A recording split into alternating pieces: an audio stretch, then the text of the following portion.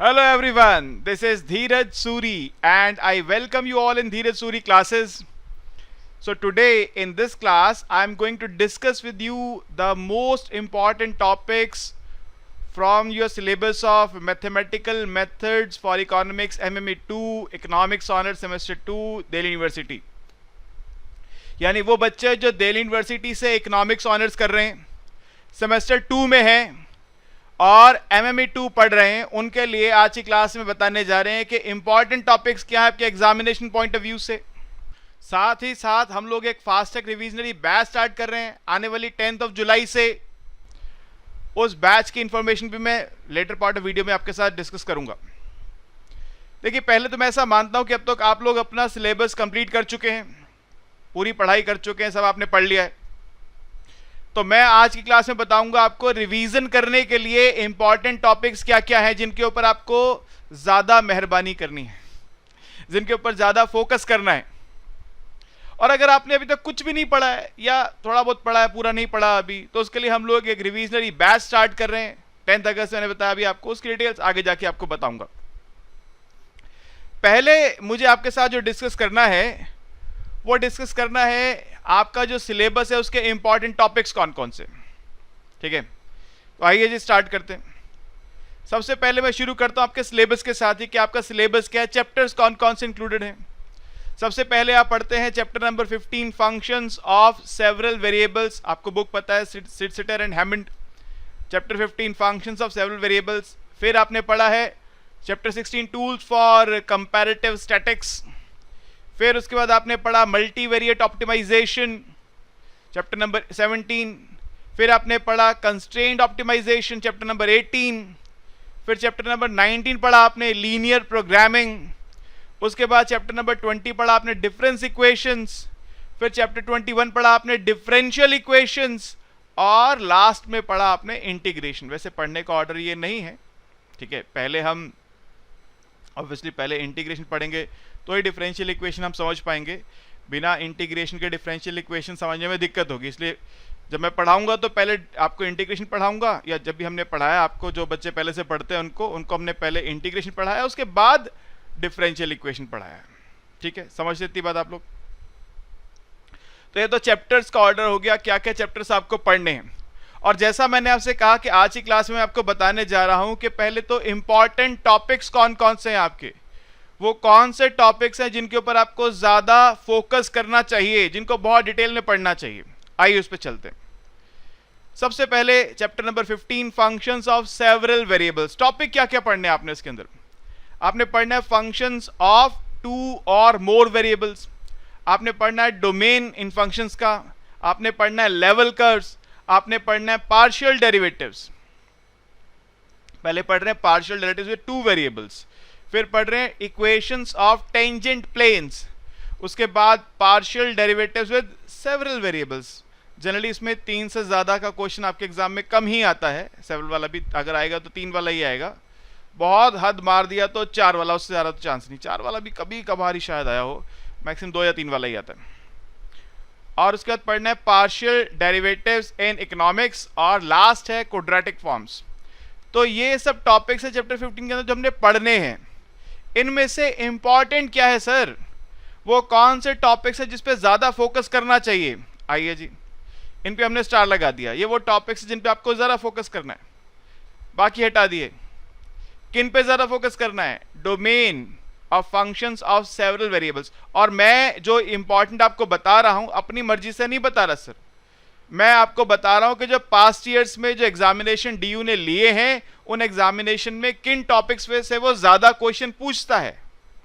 तो ये वो टॉपिक्स हैं, domain of functions of several variables, level curves और इक्वेशन ऑफ टेंजेंट प्लेन्स। इनको वो ज्यादा पूछता है। टॉपिक सारे ये हैं। अब आप कहेंगे सर तो क्या बाकियों को छोड़ दूं? सर मैं आपको ये नहीं कह रहा बाकियों को छोड़ दो, मैं आपको कह रहा हूं कि आज की क्लास का पर्पस क्या है, आपको इंपॉर्टेंट बताना। जो बच्चे अक्सर पूछते रहते हैं व्हाट्सएप पे मैसेज लिख के, सर इंपॉर्टेंट बता दो, इसमें से क्या ज्यादा इंपॉर्टेंट है। तो मैं आपको वो बता रहा हूं जो पास्ट एग्जामिनेशन के बेसिस जिन पे स्टार लगा हुआ है। ये वो टॉपिक्स हैं जो एग्जाम में ज्यादा पूछे जाते हैं, तो इनको आपको ज्यादा फोकस से, ज्यादा मेहनत से तैयार करना है। क्लियर?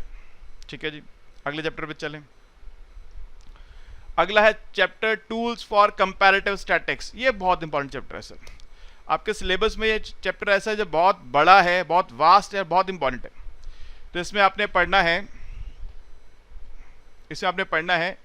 चेन रूल, आपने पढ़ना है directional derivatives and gradient vector, आपने पढ़ना है लिबनिज फॉर्मूला, आपने पढ़ना है derivatives of functions defined implicitly, या जिसको बोलते हैं आप इम्प्लिसिट डिफरेंशिएशन, आपने पढ़ना है पार्शियल इलास्टिसिटीज, इसमें कुछ इकोनॉमिक एप्लीकेशंस भी हैं, पार्शियल इलास्टिसिटीज और इलास्टिसिटी की इकोनॉमिक एप्लीकेशंस, ठीक है। आपने पढ़ना है इलास्टिसिटी ऑफ सब्स्टिट्यूशन, आपने पढ़ना है homogeneous functions and Euler's theorem, आपने पढ़ना है होमोथेटिक फंक्शंस, आपने पढ़ना है लीनियर अप्रॉक्सीमेशंस एंड डिफरेंशियल्स, और आपने पढ़ना है सिस्टम्स ऑफ इक्वेशंस। तो ये वो सब टॉपिक्स हैं जो इस चैप्टर में से हमको पढ़ने हैं, ठीक है। अब फिर से वही क्वेश्चन, इंपॉर्टेंट क्या है इसमें से, आइए जी इंपॉर्टेंट पे स्टार लगा देते हैं। तो ये जिन पे स्टार लगा दिया ये वो टॉपिक्स हैं इंपॉर्टेंट है, बाकी को हटा दें, ये लो हटा दिया। तो chain rule, directional derivative, elasticity of substitution, homogeneous functions, Euler's theorem, homothetic function, system of equations, इनके क्वेश्चन ज्यादा आते हैं, बाकियों के नहीं आते क्या, ऐसा तो मैंने नहीं कहा, कम आते हैं।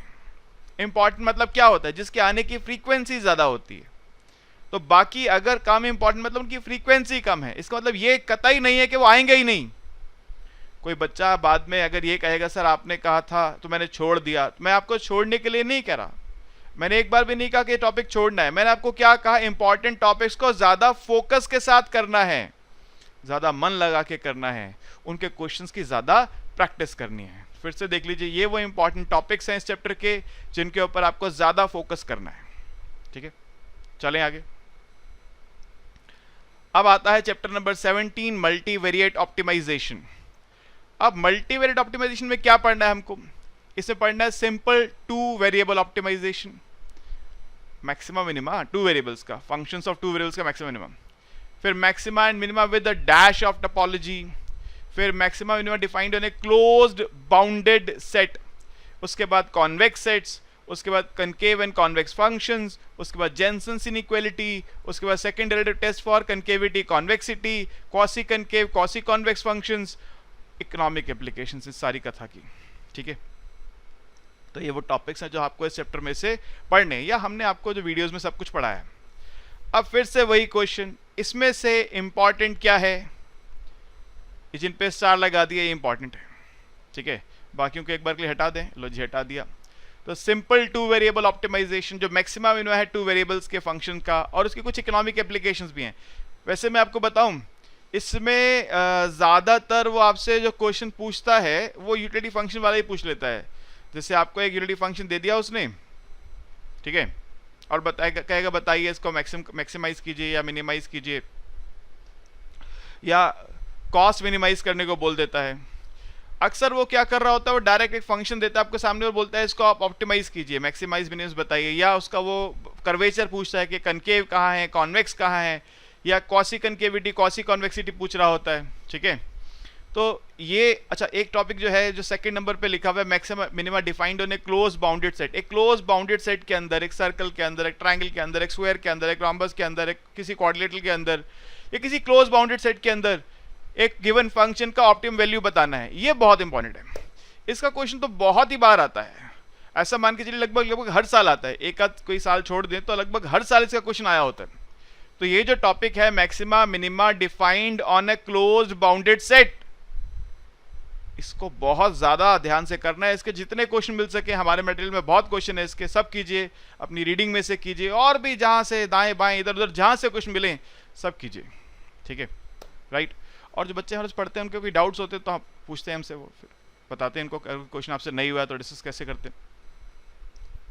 तो देखिए टॉपिक जो था मैंने एक बार आपके सामने दोबारा दिखा दिए, जो टॉपिक मैंने जिन पे स्टार नहीं लगाया फिर से बता दूं एक बार, बार बार इसलिए बोल रहा हूं कि बच्चा ये ना कर दे कि उनको छोड़ के चला जाए। वो टॉपिक्स हैं जिनके आने की फ्रीक्वेंसी मैंने कम देखी है एग्जाम में, और जिन पे स्टार लगाया उनके आने की फ्रीक्वेंसी रिलेटिवली ज्यादा देखी है, वो ज्यादा पूछे जाते हैं डीयू के एग्जाम के अंदर, इसलिए, ठीक है।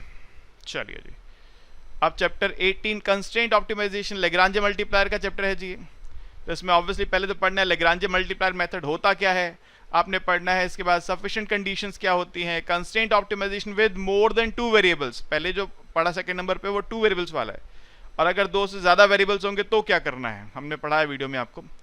इकोनॉमिक इंटरप्रिटेशन पढ़ना है फिर आपको लैग्रांजे मल्टीप्लायर्स का, जो हम लैग्रांजे मल्टीप्लायर लगाते हैं लैम्डा, उसका इकोनॉमिक मीनिंग क्या है। उसके अलावा optimization under more than 1 constraint, अगर 2 कंस्ट्रेंट दे दिए जाएं तो क्या होगा, और एनवेलप रिजल्ट्स। ठीक है जी, ये वो टॉपिक्स हैं जो चैप्टर में आपको पढ़ने हैं, और इन सब के वीडियोस से हमने इनको आपको पढ़ाया है। इनमें इंपॉर्टेंट क्या है, जिन पे स्टार लगा दिया, एक बार के लिए जो कम इंपॉर्टेंट को हटाते हैं। तो आपको ज़्यादा ध्यान से क्या पढ़ना है सर, आपको ज़्यादा ध्यान से पढ़ना है लैग्रांजे मल्टीप्लायर मेथड, आपको ज़्यादा ध्यान से पढ़ना है इकोनॉमिक इंटरप्रिटेशन। इसमें क्या होता है मैं बताता हूँ आपको, जैसे मैं अभी यूटिलिटी फंक्शन की बात कर रहा था। अब यहाँ पे क्या बोलेगा, आपको एक यूटिलिटी फंक्शन देगा, बजट कंस्ट्रेंट देगा, और बोलेगा इस बजट कंस्ट्रेंट के तहत subject to this budget constraint optimize a utility, और आपसे वो इनडायरेक्ट यूटिलिटी फंक्शन की डिमांड भी करता है। और वो आप जिसमें लिखा थर्ड सेकंड पॉइंट में इकोनॉमिक इंटरप्रिटेशन, लैम्डा का इकोनॉमिक मीनिंग पूछता है, जो हमने क्लास में बताया आपको, lambda is the marginal utility of money. तो लैम्डा का इकोनॉमिक मीनिंग पूछता है। मैं तो अभी आपके साथ यूटिलिटी फंक्शन की बात कर रहा हूँ, कोई और फंक्शन भी दे सकता है, क्लास में डिस्कस किया हुआ है हमने। ठीक है, और अभी आगे जब रिवीजन क्लास की बात करूंगा तो बताऊंगा कैसे कैसे हमारा क्या प्लान है उसको लेकर। तो ये सिचुएशन हो गई जी। इस चैप्टर में से ये वो टॉपिक्स हैं जो आपको ज़्यादा ध्यान से पढ़ने हैं। वैसे हमने आपको वीडियोस के अंदर बाकी टॉपिक्स भी पढ़ाए हैं, constraint optimization more than 2 variables भी पढ़ा है, constraint optimization more than 1 constraint भी पढ़ा है। उनके आने की फ्रीक्वेंसी बहुत कम रही है, और इसमें इकोनॉमिक एप्लीकेशन में ज़्यादातर जो पूछता है वो आपसे यूटिलिटी फंक्शन वाला है क्वेश्चन ही पूछता है। ठीक है, वैसे तो प्रॉफिट मैक्सिमाइजेशन भी बन सकता है, कॉस्ट मिनिमाइजेशन भी बन सकता है, cost minimization subject to given output, profit maximization subject to given cost. ठीक है, तो आपसे वो पूछ सकता है वो बातें भी, लेकिन ज़्यादातर जो मैंने देखा एग्जाम के अंदर वो आपसे अगर इकोनॉमिक एप्लीकेशन पूछता है तो आपसे यूटिलिटी फंक्शन की पूछता है, जहाँ पे आपसे लैम्डा का इकोनॉमिक मीनिंग पूछ रहा होता है, और दोनों तरह से पूछता है, डायरेक्टली भी बताइए और इनडायरेक्ट यूटिलिटी फंक्शन से भी बताइए, जो हमने क्लास में डिस्कस किया आपके साथ। ठीक है, एक बार फिर से देख लीजिए कौन से टॉपिक ज़्यादा इंपॉर्टेंट है। नेक्स्ट चलते हैं हम लोग, नेक्स्ट चैप्टर है हमारा लीनियर प्रोग्रामिंग। ये वो चैप्टर है बच्चों जो अभी हाल ही में रिसेंटली 2019 के पेपर में ही ऐड हुआ था, फिर उसके बाद कोविड आ गया, एग्ज़ाम पोस्टपोन हो गए, तो इसका एग्ज़ाम हो नहीं पाया। 21 के पेपर में बस पूछा इसको उन्होंने इस बार, एक बार 21 में पेपर जो हुआ कुछ बच्चों का जिनका हुआ उसमें उनसे पूछा सिर्फ, तो इसलिए इसका कोई खास पैटर्न अवेलेबल नहीं है अभी। तो पहली बात तो ये कहनी है मेरे को आपको, इसका कोई खास पैटर्न अवेलेबल नहीं है। पैटर्न क्यों अवेलेबल नहीं है, क्योंकि एग्जाम में पूछा ही नहीं गया। तो अब यहाँ पर मैं आपको अपने एक्सपीरियंस से बताता हूँ कि इसमें क्या वो ज़्यादा आपसे पूछ सकता है, किस बात के ज़्यादा पूछने की पॉसिबिलिटी है अभी, क्योंकि अब ये शुरू में ही पूछा जाएगा। अब तक अगर 2019 से पेपर रेगुलरली हो रहा होता तो 3 बार पूछा जा चुका होता, हमारे पास एक ठीक ठाक सा पैटर्न होता। लेकिन अब स्टार्टिंग में आपसे क्या पूछ सकता है वो, आपसे वो ये टॉपिक ज़्यादा पूछने के चांसेस हैं, फॉर्मेशन ऑफ एलपीपी ज़्यादा पूछने के चांसेस हैं, ग्राफिकल मेथड से एलपीपी के सॉल्यूशन पूछने के चांसेस हैं, ड्यूअल बनाने और ड्यूअल के इंटरप्रिटेशन के चांसेस हैं, और जो इसका इकोनॉमिक इंटरप्रिटेशन एलपीपी का। ठीक है, ये चीज़ें आपसे वो ज़्यादा पूछेगा, इस बात की पॉसिबिलिटी ज़्यादा है। अब यहाँ पे मैं आपको ये नहीं कह सकता कि एग्ज़ाम में पहले ज़्यादा ऐसा पूछा जा चुका है, क्योंकि ये जब से शामिल हुआ तब से कोविड आ गया और उसके बाद से इसका पेपर ही नहीं हो पाया।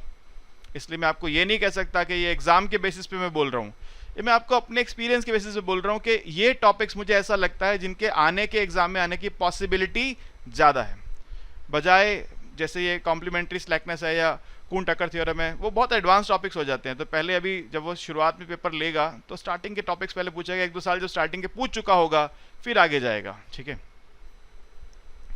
तो एक बार फिर से आप देख लीजिए, ये वो टॉपिक्स है जिन पे आपको ज़्यादा फोकस करना है। इसके बाद नेक्स्ट है हमारा डिफरेंस इक्वेशन। ये बहुत इंटरेस्टिंग टॉपिक है, बहुत सिंपल टॉपिक है, बहुत छोटा सा टॉपिक है। इसके अंदर आपको सॉल्यूशन ऑफ डिफरेंस इक्वेशन, फिर आपको इक्विलिब्रियम निकालना होता है, और फिर आपको बताना होता है कि ऑसिलेटरी है, नॉन ऑसिलेटरी है, कन्वर्जेंट है, डाइवर्जेंट है टाइम पाथ के ऊपर। ये 3 टॉपिक्स हैं, और ये एक ही क्वेश्चन पूछता है इसमें एग्जाम में आपसे, और उस क्वेश्चन में ये तीनों चीज़ें पूछ डालता है। एग्जामिनर आपसे एक ही क्वेश्चन पूछता है इसका, और उस क्वेश्चन में जनरली मैंने देखा है वो तीनों बातें पूछ चुका होता है। इसका आप सॉल्यूशन भी बताइए, इक्विलिब्रियम भी बताइए, और ये भी बताइए कि ऑसिलेटरी है, नॉन ऑसिलेटरी है, कन्वर्जेंट है, डाइवर्जेंट है, तो टाइम पाथ पे ड्रॉ करने की बात भी कर लेता है। वो सारी बातें एक ही क्वेश्चन में पूछ डालता है, ठीक है। डायरेक्ट क्वेश्चन भी आता हुआ देखा है और इसकी कभी कभी एप्लीकेशंस आती हुई भी देखी है, राइट। तो छोटा सा टॉपिक है लेकिन है बहुत बढ़िया टॉपिक, फ्री के नंबर देता है, आसान टॉपिक है। अच्छा जी, नेक्स्ट है डिफरेंशियल इक्वेशंस। डिफरेंशियल इक्वेशंस, वैसे अब मैं सिलेबस पढ़ा रहा हूँ तो आपको पहले सिलेबस में अकॉर्डिंग बता रहा हूँ। हम जब क्लास में पढ़ाते हैं तो पहले इंटीग्रेशन पढ़ाते हैं, क्योंकि देखो इसमें इंटीग्रेशन यूज होती है बहुत जगहों पर। तो अगर बच्चों को इंटीग्रेशन नहीं आती होगी, चलो 12th में पढ़ी थी और 12th तो पढ़ी थी ना, अब तो बीत गई 12th, तो कहाँ याद है। बच्चे कह सकते हैं सर वो तो मैं भूल गया, एक सेमेस्टर बीत गया, बीच में सेमेस्टर 1 चला गया, अब 2 को भी इतना समय हो गया, अब मुझे ठीक से याद नहीं है। तो पहले हम इंटीग्रेशन पढ़ाते हैं फिर इस पे आते हैं, लेकिन फिलहाल मैं सिलेबस बता रहा हूँ तो पहले इसको बता रहा हूँ आपको। इसमें आपने पढ़ना है फर्स्ट ऑर्डर डिफरेंशियल इक्वेशंस, इसमें आपने पढ़ना है first order linear differential equations, इसमें आपने पढ़ना है बर्नौलीज इक्वेशन, इसमें आपने पढ़ना है स्टेबिलिटी इन फेज डायग्राम। वैसे तो सिलेबस ये है, हमने इसके अलावा आपको इसमें सॉल्यूशन में वेरिएबल सेपरेबल फॉर्म भी पढ़ाई है, हमने आपको होमोजीनियस भी पढ़ाई है। वो इसलिए पढ़ाई कि एक कंप्लीट टॉपिक आपको समझ में आ जाता है। जैसे कुछ बच्चों को आगे जाके एमए इकोनॉमिक्स भी करना होता है, या तो और भी उनके बहुत सारे एवेन्यूज़ हैं जहाँ पे उनको जाना है, तो उसके लिए एक क्लास और लगा के हमने आपको इस टॉपिक के अंदर वेरिएबल सेपरेबल और होमोजीनियस भी पढ़ा दिया था। वैसे सिलेबस के पॉइंट ऑफ व्यू से उसकी बहुत ज़्यादा रेलेवेंस नहीं है, ठीक है। तो अब इसमें से इंपॉर्टेंट क्या है सर, ये लास्ट के 3 टॉपिक से इंपॉर्टेंट है। फर्स्ट टॉपिक में सिर्फ आपका डिफरेंशियल इक्वेशन का इंट्रोडक्शन है और कैसे फॉर्मुलेट किया जाता है वो है, उसका चांसेस कम रहता है आने का।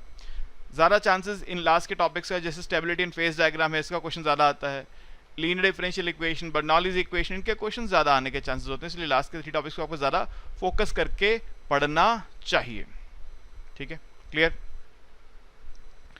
अब इसके बाद ये तो इंपॉर्टेंट आप नोट कर लीजिए, जो फर्स्ट टॉपिक मैंने हटा दिया आप नोट कर सकते हैं इसको, ठीक है। इसके बाद लास्ट जो टॉपिक है, last but not the least, और वो है इंटीग्रेशन। इंटीग्रेशन में आपको पढ़ना है एरिया अंडर द कर्व्स, आपको पढ़ना है इंडेफिनिट इंटीग्रेशन, आपको पढ़ना है डेफिनिट इंटीग्रेशन, उनकी प्रॉपर्टीज, आपको पढ़ना है लिबनिज फार्मूला, आपको पढ़ना है इकोनॉमिक एप्लीकेशंस ऑफ इंटीग्रेशन। देखिए अब सिलेबस में पहले एरिया अंडर द कर्व है, लेकिन किसी को अगर इंटीग्रेशन ही नहीं आती है तो एरिया कहाँ से निकालेगा वो, ठीक है भाई। अब सबसे पहले टॉपिक के अंदर एरिया है, हम लास्ट में पढ़ाते हैं। हम लास्ट में इसलिए पढ़ाते हैं क्योंकि भाई जब तक आपको इंटीग्रेशन ही नहीं आती तो आप एरिया कैसे निकालोगे। आपको डेफिनेट इंडेफिनिट भी आनी चाहिए, डेफिनेट भी आनी चाहिए, उसका कंसेप्ट पता होना चाहिए, तब तो आप एरिया निकाल पाओगे। कई जगह प्रॉपर्टीज भी यूज हो जाती हैं, तो इसलिए हम उसको लास्ट में पढ़ाते हैं। मगर सिलेबस का ऑर्डर यही है। इसमें से ज़्यादा इंपॉर्टेंट कौन कौन से हैं जी? ज़्यादा इंपॉर्टेंट है आपका area under the curve, Leibniz formula और इकोनॉमिक एप्लीकेशन। इकोनॉमिक एप्लीकेशंस क्या है? जहाँ पे आपको मार्जिनल कॉस्ट गिवन है, कॉस्ट फंक्शन पूछता है, मार्जिनल रेवेन्यू पूछा गिवन है, रेवेन्यू फंक्शन, डिमांड फंक्शन पूछता है, या फिर एमसीएमआर देखकर बोलता है प्रॉफिट कहाँ मैक्सिमम होगा बता दो। तो ये चीज़ें ज़्यादा पूछता है आपसे, ठीक है। तो ये आपका एक ऑल इन ऑल सिलेबस, और उसके अंदर जो इंपॉर्टेंट टॉपिक्स हैं, किस किस टॉपिक पे आपको ज़्यादा फोकस करना चाहिए, ये मैंने आपको यहाँ पर डिटेल में समझा दिया, ठीक है। एक एक चैप्टर के अंदर जाकर आपको टॉपिक्स गिना दिए क्या क्या है, और उनमें से ज़्यादा फोकस आपको किन के ऊपर करना चाहिए, राइट। अब कुछ बच्चे ऐसे होते हैं जो किसी ना किसी वजह से कहीं ऑक्यूपाइड है या किसी और वजह से अपना सिलेबस टाइमली नहीं कर पाए हैं। अब नहीं कर पाए तो क्या करें, एग्जाम तो देना ही है, एग्जाम की डेट तो सबके लिए एक बराबर ही है। या कुछ बच्चों ने कर लिया लेकिन उनको उतना कॉन्फिडेंस नहीं है, कि हमको अभी उतना कॉन्फिडेंस नहीं है कि हम एग्जाम फेस कर पाए, तो इसके लिए हम लोग एक रिविजनरी बैच स्टार्ट कर रहे हैं। और ये जो फास्ट ट्रैक रिविजनरी बैच हम स्टार्ट कर रहे हैं, अब इसकी बात करते हैं। देखिए ये फास्ट ट्रैक रिविजनरी बैच हम स्टार्ट कर रहे हैं 10 जुलाई 2022 से। संडे है 10 जुलाई 2022, वहां से हम स्टार्ट करेंगे। ये जो बैच होगा, इसकी क्लास डेली चलेगी, डेली एटलीस्ट 1.5 आवर्स, 1.5 आवर्स की क्लास डेली होगी। किसी दिन 2 घंटे भी हो सकती है, किसी दिन 2.5 घंटा भी हो सकती है, और ये शाम के समय होगी ऑब्वियसली। और हम लोग जो क्लास लेंगे वो लाइव ऑनलाइन लेंगे, जूम एप्लीकेशन के थ्रू। ऑफलाइन क्लास हम लोग कंडक्ट नहीं करते हैं, ठीक है। तो क्लास कैसे लेंगे? लाइव ऑनलाइन, डेली होगी 10 जुलाई से। 10 जुलाई से लेकर डेली क्लास चलेगी, ठीक है। कम से कम 1.5 आवर्स की क्लास डेली होगी, किस दिन 2 घंटा भी, किस दिन 2.5 घंटा भी, डिपेंड करते हैं टॉपिक क्या पढ़ रहे हैं उस दिन। और हमारा भी मैं आपको शेड्यूल दूंगा, उस शेड्यूल के अकॉर्डिंग हमको चलना है, राइट। इस क्लास में हमारा जो टारगेट है वो ये है कि हम कोर्स कंप्लीशन कर लेंगे बिफोर 30 जुलाई। 30 जुलाई हमने 2-3 दिन का ग्रेस पीरियड लेके रखी है। टारगेट तो 27 जुलाई बनाया हमने कि 10 जुलाई को स्टार्ट करके 27 जुलाई तक अपना कोर्स खत्म करना है। 8 अगस्त से आपके एग्जाम शुरू हैं। फर्स्ट वीक आपको फ्री कर देना है, अगस्त के फर्स्ट वीक में फ्री कर देना है, ताकि आप अपनी मर्जी से आपका जो मैक्रो का सिलेबस है उसको रिवाइज कर सकें, या कुछ सेल्फ स्टडी और करना चाहते हैं तो वो कर सकें, ठीक है। हम अवेलेबल रहेंगे ऑब्वियसली, लेकिन जो क्लास होगी उसमें सिलेबस हम 30 जुलाई से पहले पहले कंप्लीट कर देंगे। अभी डिटेल सिलेबस आपको शेड्यूल देने वाला हूं मैं आपको थोड़ी देर में। अभी जो बच्चे क्लास ज्वाइन करेंगे उनको ये क्लास तो मिलेगी ऑब्वियसली, क्योंकि ये रिविजनरी बैच है, तो हम पूरा सिलेबस नहीं पढ़ाएंगे। हम जो मैंने आपको इंपॉर्टेंट टॉपिक्स बताया अभी वो पढ़ाएंगे, कुछ उसके अलावा टॉपिक्स और हैं वो पढ़ाएंगे। तो अगर कोई बच्चा पूरा सिलेबस पढ़ना चाहेगा तो इस क्लास को ज्वाइन करने वाले स्टूडेंट्स के पास हमारे जो वीडियो क्लासेस हैं उनका भी एक्सेस रहेगा, हमारा जो स्टडी मटेरियल है उसका भी एक्सेस रहेगा, हम जो डाउट सेशंस लेते हैं उसका भी एक्सेस रहेगा, हमारी जो टेस्ट सीरीज है उसका भी एक्सेस रहेगा। तो इस रिविजनरी फास्ट ट्रैक बैच के साथ साथ आपके पास वो सारे एक्सेस भी होंगे, ठीक है, राइट।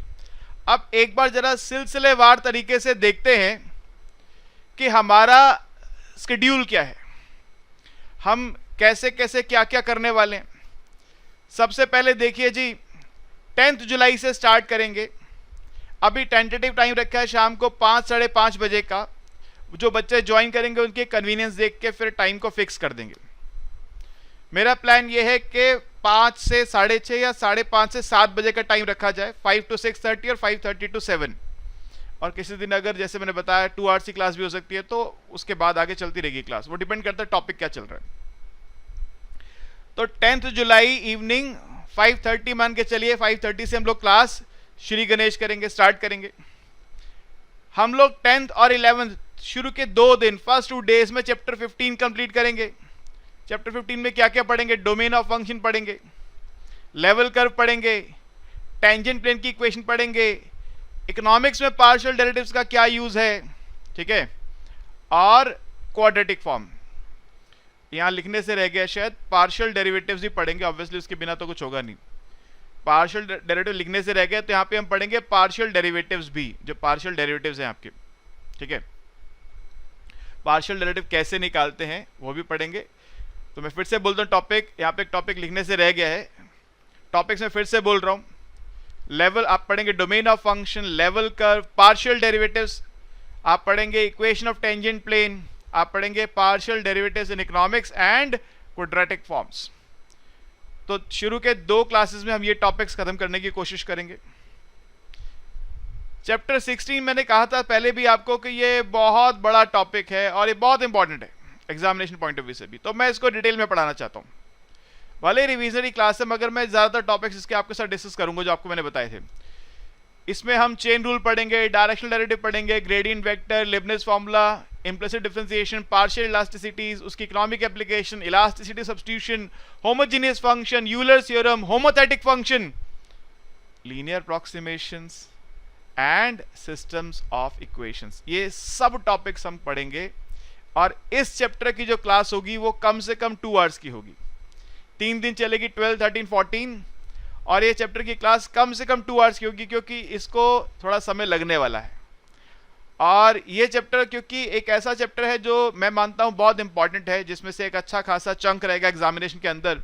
तो और ये चैप्टर ऐसा भी है जो आगे भी आपको बहुत काम आने वाला है।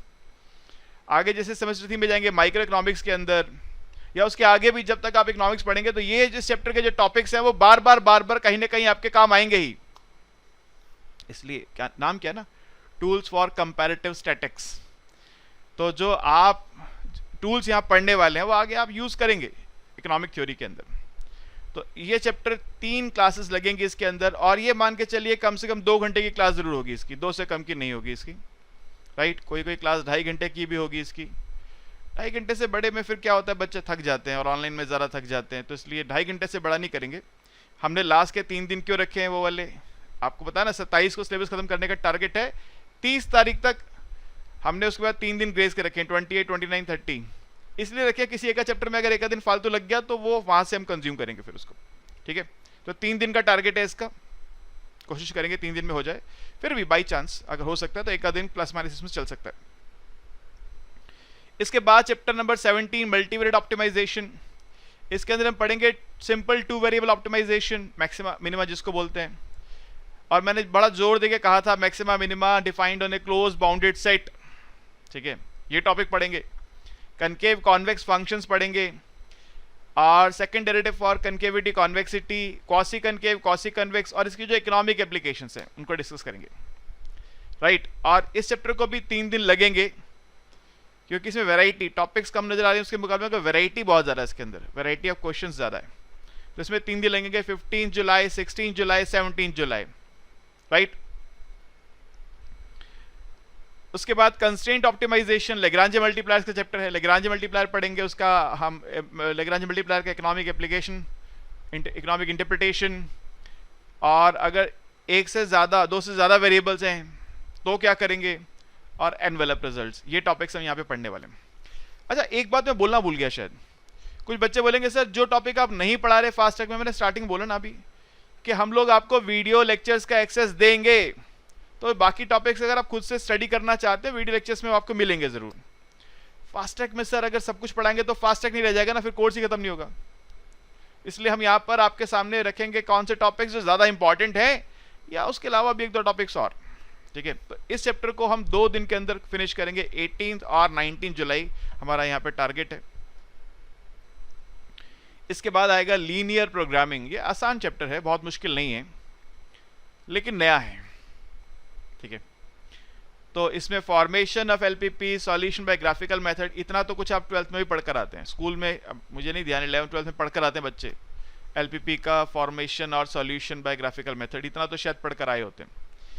फिर ड्यूअलिटी थ्योरी नई है, उसका इकोनॉमिक इंटरप्रिटेशन नया है, कॉम्प्लीमेंट्री स्लैकनेस नहीं है। तो ये चैप्टर हम लोग को ये सब टॉपिक्स हम इसके अंदर पढ़ने वाले हैं, और इसको हम लोग 20th और 21 जुलाई को करेंगे, ठीक है। 2 दिन इस चैप्टर के लिए रखे हमने। उसके बाद डिफरेंस इक्वेशन, वैसे तो एक ही दिन में हो जाएगा ये इतना छोटा है ये टॉपिक कि एक ही दिन में खत्म हो जाएगा, बहुत छोटा है, बड़ा नहीं है, ठीक है। फिर भी 2 दिन रखे हैं इसके लिए भी, और अगर कहीं और कोई एक दिन एक्स्ट्रा लगा होगा तो इसका भी यूज कर लेंगे दिन उसके अंदर। छोटा टॉपिक है ये, आसान भी है, एक क्वेश्चन मगर आता ही है इसका। और मैंने कहा था डिफरेंस इक्वेशन के बाद डिफरेंशियल इक्वेशन सिलेबस में, मगर मैं पहले क्या पढ़ाता, मैं पहले इंटीग्रेशन पढ़ाता, क्योंकि सर लॉजिकल है ना, बिना इंटीग्रेशन के आप डिफरेंशियल इक्वेशन में जब इंटीग्रेशन आएगी तो बोलोगे हाथ खड़े, सर हमको तो इंटीग्रेशन ही नहीं आती, हम कैसे यहाँ पे यूज करें। तो इसलिए पहले इंटीग्रेशन पढ़ाएंगे फिर डिफरेंशियल पढ़ाएंगे। इंटीग्रेशन में हम आपको इंडेफिनेट इंटीग्रेशन, डेफिनेट इंटीग्रेशन, उसकी कुछ प्रॉपर्टीज, आपको लिबनिज फार्मूला, इकोनॉमिक एप्लीकेशंस और एरिया अंडर द कर्व, ये सब टॉपिक्स पढ़ाने वाले हैं। 2 दिन लगेंगे इसमें भी, 24 और 25 जुलाई। और लास्ट में, last but not the least, differential equation, इसमें ये पूरा ही पढ़ाएंगे, first order, linear differential equation, Bernoulli's equation, stability phase diagram, इसमें भी 2 दिन लगेंगे, ठीक है। तो 27 जुलाई को हमारा सिलेबस हमारे इस प्रोग्राम के अकॉर्डिंग हमको फिनिश करना है। फिर 3 दिन ग्रेस के रखें, 28, 29, 30। अगर किसी वजह से हमारा इसमें कोई टाइम का एक्सटेंशन हुआ तो हम उन दिनों को यूज करेंगे, और अगर नहीं हुआ तो उन दिनों में क्या करेंगे, फिर क्लास उन दिनों में भी लेंगे, फिर उन दिनों में हम रैंडम क्वेश्चंस करेंगे, रैंडम कुछ भी उठाया, आपको मैं टारगेट दूंगा, आप लाओ क्वेश्चन, आइए करते हैं डिस्कस। रैंडम क्वेश्चन, कुछ आप करेंगे, कुछ मैं करूंगा, कुछ करके दिखाऊंगा, कुछ आपको दूंगा, फटाफट से बताओ, ठीक है। जैसे हम लोग एक क्विज की तरह करेंगे, फटाफट, फास्टेस्ट फिंगर्स फर्स्ट, कौन पहले आंसर करता है। इससे आपकी एक हैबिट बनेगी कि एग्जाम में आपको कैसे स्पीड से क्वेश्चन सॉल्व करना है। 30th के बाद हम क्लास वाइंड अप नहीं करने वाले हैं बच्चों। फिर हम लोग, जैसे बाकी सारे बच्चे भी जो पहले से पढ़ रहे हैं और आप लोग भी, एक डाउट सेशंस को हम लोग कंटिन्यू रखेंगे, जहाँ पे आपके जो पढ़ते हुए जो क्वेरीज आती रहेंगे उनको डिस्कस करते रहेंगे टिल एग्जामिनेशन। तो ये एक पूरा हमारा प्रोग्राम है आपके सिलेबस को फास्ट ट्रैक मोड में कंप्लीट कराने का, ठीक है। आप में से जिन बच्चों की इच्छा है फास्ट ट्रैक क्लास ज्वाइन करने की, नीचे देखिए मेरा व्हाट्सएप नंबर है, व्हाट्सएप करके कांटेक्ट कर सकते हैं। कोई सॉरी, कोई और बात आपके मन में है, कोई बात पूछना चाहते हैं, वो भी व्हाट्सएप करके पूछ सकते हैं, ठीक है। तो आज मैंने इस क्लास में आपको बता दिया इंपॉर्टेंट टॉपिक्स कौन कौन से। इंपॉर्टेंट टॉपिक्स बताने के बाद बच्चे जरूर मुझे बोलते हैं कि सर ये इंपॉर्टेंट टॉपिक्स करा दो ना, एक फास्ट ट्रैक बैच बना दो, इंपॉर्टेंट टॉपिक्स करा दो, इसलिए मैंने फास्ट ट्रैक बैच का आपको ऑप्शन दे दिया। अब इसके बाद आप लोगों को डिसाइड करना है कि आपको इसमें से क्या क्या पढ़ना है, क्या क्या छोड़ना है, कितना पढ़ना है। स्टडी जो बच्चे हमारे पास पढ़ते हैं उनके पास पूरा स्टडी मटेरियल है, सारी बातें उनके पास अवेलेबल है, राइट। तो अभी के लिए इतना ही। होपफुली ये पूरी कथा आप लोग समझ गए, पूरी बात जो मैंने आपको बताई आप विस्तार से आप समझ चुके हैं। आपके मन में अगर अभी भी कोई बात है जो आप पूछना चाहते हैं तो आप मुझे व्हाट्सएप करके, नीचे व्हाट्सएप नंबर है, व्हाट्सएप करके पूछ सकते हैं, ठीक है जी। Okay, thank you.